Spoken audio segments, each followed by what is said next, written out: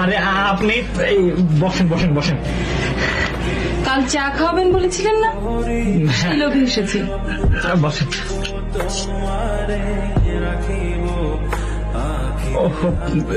চিনি যে নাই। ঠিক আছে, চিনি ছাড়াই বানান। আচ্ছা আপনি তো বসেন, আমি নিচে যাবো আর আসবো। বসেন। বললাম তো চিনির প্রয়োজন নেই। আসলে পাতাও শেষ। তাহলে আজ আর চা খেয়ে কাজ নেই। আচ্ছা, আজকে আপনার অফিস আছে? জি আছে। আজও যদি আপনি অফিসে না যান তাহলে কি খুব অসুবিধা হবে?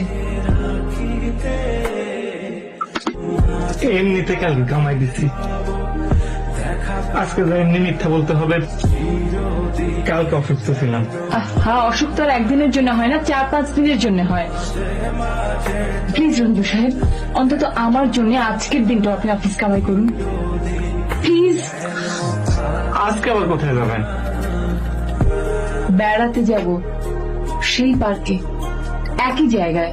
ওহে এত প্রেম আমি কোথা